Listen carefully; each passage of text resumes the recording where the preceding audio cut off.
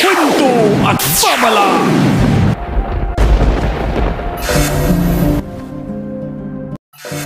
Ang pagiging huwad ng isang relihiyosong grupo ay isang napakalaking banta para sa mga nagnanais na makakahanap ng katotohanan at kaligtasan. Mahirap hanapin ang totoong paniniwala, lalo na kung tamad kang magsaliksik, at sa larangan ng pananampalataya, huwag nating itanong kung saan lamang ang daan patungong kaligtasan. Kung nais nating mapunta sa katotohanan, dapat ang una nating gawin bago natin hanapin ang daan patungo sa kaharian ng Diyos. Uunahin nating isipin kung saan tayo magtatanong, dahil pag nagkamali tayo ng pagkukuhaan ng impormasyon, habang buhay natin itong pagdurusahan maging sa ibang daigdig. Kaya dahil sa katangahan ng isang tao, at sa kanyang maling pagsaliksik, madalas na mangyari ang hindi inaasahang kabiguan. Dahil sa maling impormasyon, mangyari na sana, kaanib na tayo sa tunay na paniniwala, ngunit sa kasamaang palad, tayo ay nagdududa na ng tuluyan sa ating nakagisnang pananampalataya, at kalaunan ay lumipat. Dahil akala natin na ang iglesia na ating kinabibilangan ay huwad. Ito ay dahil sa kung saan lamang tayo nakikinig. Lalo na kung tayo ay naghahanap ng letre por letre sa Biblia. Kaya sa video na ito, samahan niyo po akong saliksikin ang katangian ng iilang mga relihiyon upang tayo ay makahanap ng wastong pangangaral.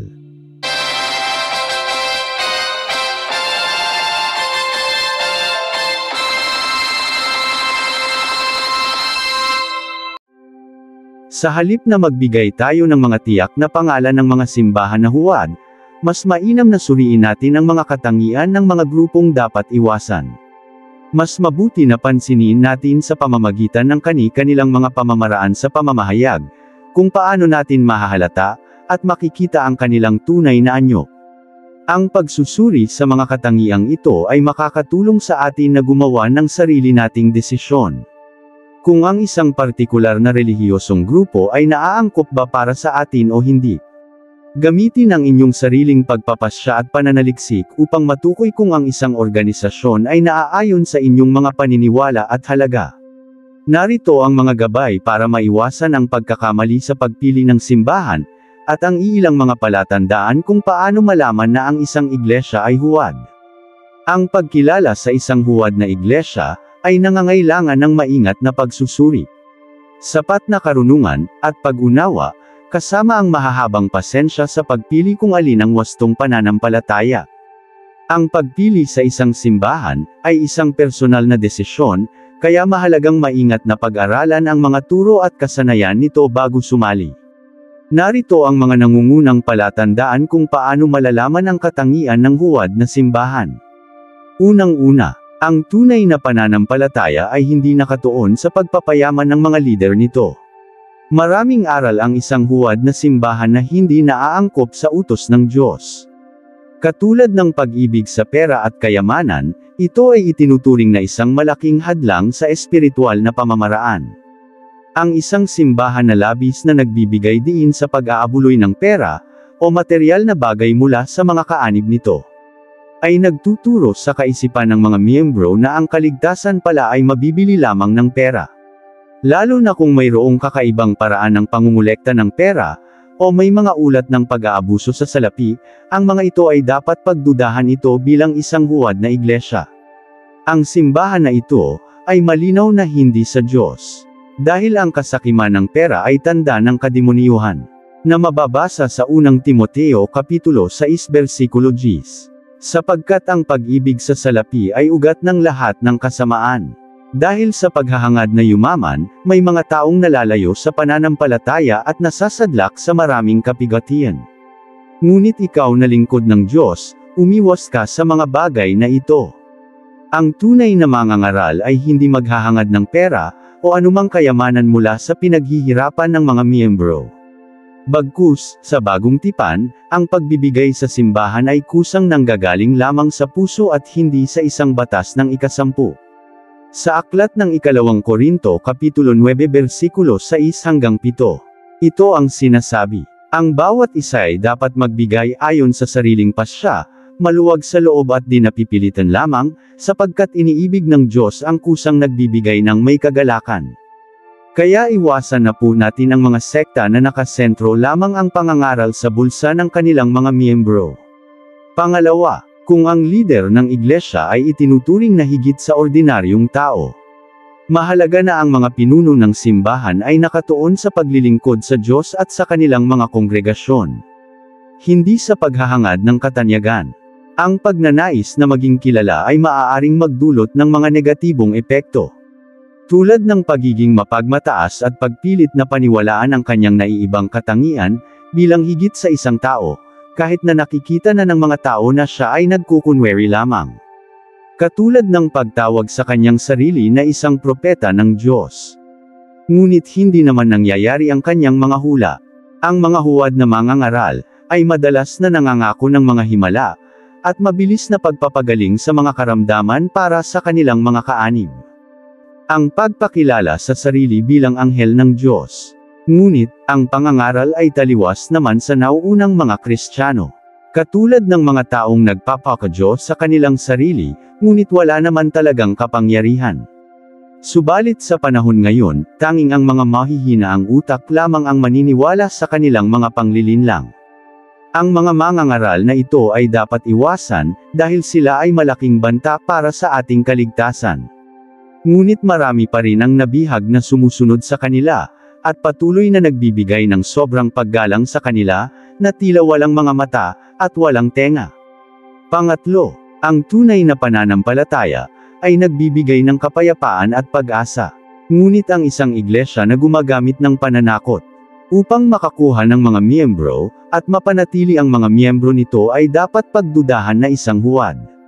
Ang Biblia ay isinulat hindi upang pagbantaan ang isang tao. Ang isang halimbawa na gagawin ng mga huwad na mangangaral, ay tatakutan ang mga inosenteng tao, na sila ay paimpyerno, kapag hindi sila lalabas sa kanilang paniniwala. Ang Diyos ay hindi kailanman nagbabanta tungo sa kapahamakan.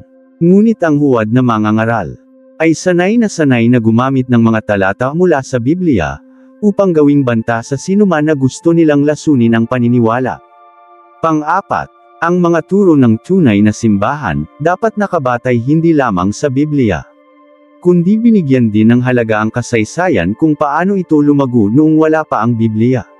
Dapat malaman natin, na ang tunay na simbahan, ay mayaman sa kasaysayan, at maingat na pinaghahawakan ang mga tinuturo na hindi nasusulat, mula sa mga apostol. Sa aklat ng ikalawang Tesalonika, Kapitulo 2 versikulo 15. Ito ang mababasa. Kaya nga, mga kapatid, kayo'y magpakatibay, at inyong panghawakan ang mga aral na sa inyo'y itinuro, maging sa pamamagitan ng salita, o ng aming sulat. Malinaw sa talata na ito, na ang palatandaan ng isang tunay na iglesia, ay nakaranas sa pangangaral na hindi mababasa sa Biblia. Ibig sabihin, na kung ang iyong kinabibilangan na simbahan, ay hindi nakaranas ng pangangaral na gamit ang mga tradisyon, malinaw na yan ay huwad, at hindi galing sa mga apostol. Kaya ang pagtuturo na tanging Biblia lamang ang gabay upang makamtan ang kaligtasan, ay sumasalungat sa mga pangunahing prinsipyo ng mga nauunang Kristiyano, na nangangaral sa loob ng 4 na siglo na walang dalang Biblia katulad ni Apostol Pablo. At mag-ingat sa mga sekta na ito, dahil ang ganyang pangangaral ay nagdedepende lamang sa mababasa sa Biblia. At sila ay walang palatandaan ng totoong mangangaral, dahil ang tanda ng tunay na simbahan, ay kahit walang Biblia ay nangangaral ng wasto katulad ng mga apostol noong unang 4 na siglo. Panglima, kailangan nating suriin kung ang pangalan na dinadala ng ating simbahan, ay naaangkop ba sa kagustuhan ng Diyos. Dapat nating tandaan na ang pangalan ng tunay na simbahan, ay hindi binanggit sa panahon ng pagtatag ng Panginoon sa kanyang iglesia. Ito ang dahilan kung bakit nag-iiba-iba ang mga titulo ng bawat simbahan na itinayo sa makabagong panahon. Nag-uunahan ang mga sekta sa paggamit sa pangalan ng Panginoong Hesus, para gawing titulo sa kanilang iglesia. Malinaw na ginawa nilang puhunan ang pangalan ng Diyos sa kanilang pangnegosyo na relihiyon. Ngunit walang isa sa mga nito ang naging tiyak na pangalan ng tunay na iglesia. Ang pangalan ng mga iglesia na nakasulat sa Biblia, na mababasa sa Aklat ng Pahayag, ay ang mga simbahan na may pangalan kung saan lugar ito nakalagay. Subalit, ang tunay na kabuuhan na pangalan sa Iglesia ng Diyos, ay hindi nagbabanggit sa pangalan ng isang lugar. Kung ang iba't ibang mga sekta ay gumagamit sa pangalan ni Kristo, para maging kaakit-akit sa mata ng tao ang titulo ng kanilang tatag na simbahan. Subalit, para sa totoong simbahan, sa lumang tipan pa lang, ang Diyos ay may sariling plano kung ano ang gawing titulo sa kanyang tatag na simbahan. At ang titulo na ito ay hindi sa kanyang pangalan, at lalong hindi sa pangalan ng isang lugar. Sa aklat ng Isayas Kapitulo 66 versikulo 18-19. Ito ang kanyang pangako, sapagkat alam ko ang kanilang mga gawa at kanilang mga saloobin, at darating ang oras upang tipunin ang lahat ng mga bansa at wika. At darating sila at makikita ang aking kaluwalhatian, at magtatakda ako ng isang tanda sa kanila. Sa talatang ito, ay nangangako ang Diyos na sa kanyang pagparito ay maglagay siya ng isang tanda, para sa kanyang mga tinawag na mula sa lahat ng bansa, at wika. Ang plano ng Diyos na isang tanda para sa kanyang simbahan, ay hindi agad ito natupad. Dumaan ito sa maraming proseso, at mahabang panahon. At sa bagong tipan, inuulit ng Diyos ang kanyang pagpahiwatig tungkol sa kanyang kagustuhan na pangalan para sa kanyang tatag na simbahan. Sa aklat ng Mateo Kapitulo 28 versikulo 19. Ito ang kanyang sinabi, "Kaya't humayo kayo, gawin ninyong alagad ko ang mga tao sa lahat ng mga bansa. Bautismuhan ninyo sila sa pangalan ng Ama, at ng Anak, at ng Espiritu Santo." Malinaw na sa talatang ito, ay gusto ni Kristo na ang kanyang simbahan, ay makarating sa lahat ng bansa, at wika ayon sa kanyang pangako sa lumang tipan. At ito ay unti-unting natupad, sa pamamagitan ng nauunang mga Kristiyano na naruroon sa Roma, na mababasa natin sa aklat ng Roma Kapitulo 1 versikulo 8. Ito ang sinabi ni Apostol Pablo. "Kauna-unahan, ay nagpapasalamat ako sa aking Diyos sa pamamagitan ni Hesukristo tungkol sa inyong lahat, na ang inyong pananampalataya ay bantog sa buong sanglibutan." Dito natupad ang pangako ng Diyos, sa lumang tipan na ang kanyang darating na simbahan, na may pinakamalawak na institusyon, ay nakarating na sa lahat ng sulok ng mundo, ayon kay Apostol Pablo. Dahil dito, ang kanyang simbahan ay pinangalanan mula sa kanyang kalikasan, at likas ng kanyang simbahan. Na walang iba kundi ang kanyang pagiging lahat, at nasa kanya ang lahat. Na mababasa natin sa aklat ng Kolosas Kapitulo 3 versikulo 11. Ang pangalan na ito ay hango sa kanyang kalikasan at sa iglesia na lumago mula sa Roma hanggang sa buong mundo ayon sa Biblia. Na sa salitang English, ay universal. O sa salitang Tagalog, ay naruroon sa lahat ng bansa at wika. Na naging katuparan sa kanyang pangako, na kanyang ibibigay na tanda ng kanyang simbahan.